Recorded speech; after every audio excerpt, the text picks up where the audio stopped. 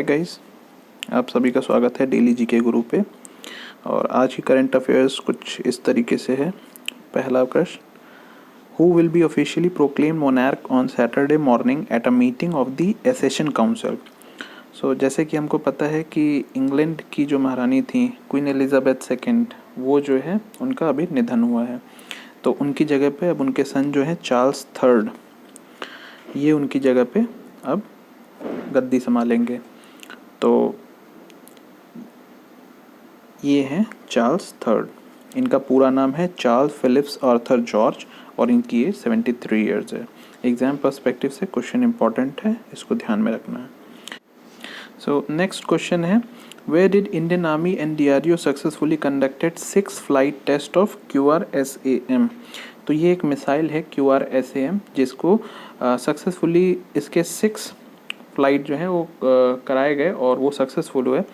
तो ये QRSAM का पहले तो फुल फॉर्म देख लेते हैं, quick reaction surface to air missile system.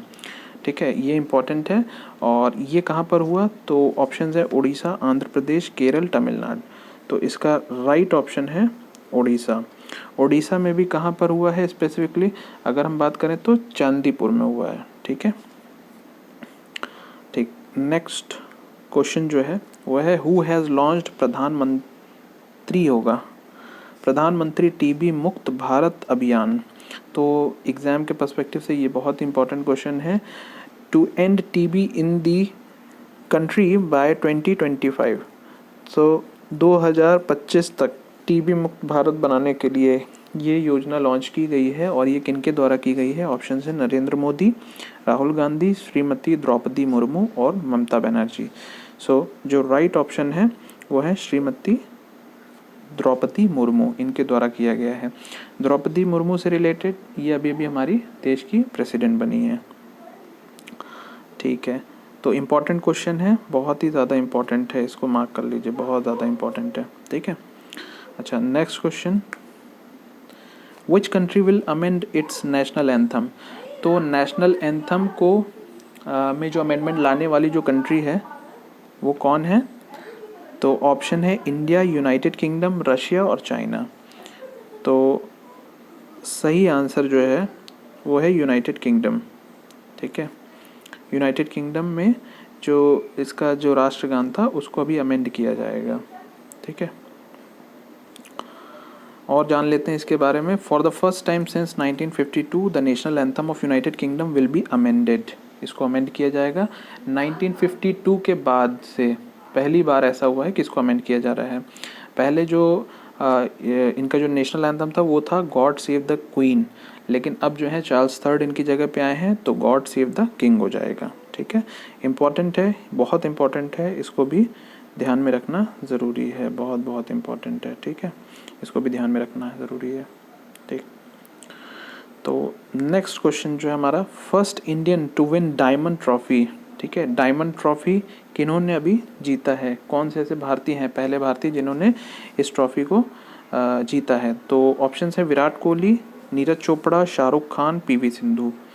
तो जो हमारा राइट ऑप्शन है वो है नीरज चोपड़ा। नीरज चोपड़ा सभी लोग जानते होंगे, टोक्यो ओलंपिक में ये गोल्ड हासिल किया था इन्होंने। ठीक है, और थोड़ा हम नीरज चोपड़ा के बारे में जान लेते हैं। ये है नीरज चोपड़ा, जो तस्वीर में दिख रहे हैं ये नीरज चोपड़ा। और डायमंड ट्रॉफी कहाँ हुई थी, ज्यूरिख स्विट्ज़रलैंड में। इंपॉर्टेंट क्वेश्चन, इसको ध्यान में रखना है। और the throw was of 88.44 metre. 88.44 metre का थ्रो था इनका। जो ये, अच्छा ये कौन सा स्पोर्ट्स खेलते हैं इसको भी ध्यान में रखना ज़रूरी है। तो ये जैवलिन थ्रो ये स्पोर्ट्स है जो ये खेला करते हैं, और डायमंड ट्रॉफी इसी में जैवलिन थ्रो में ही होती है। ठीक है, तो नेक्स्ट क्वेश्चन पे चलते हैं। सो नेक्स्ट क्वेश्चन है हमारा, 10 सितंबर is celebrated as world suicide prevention day, world ocean day, world coconut day या फिर वर्ल्ड टेडी डे।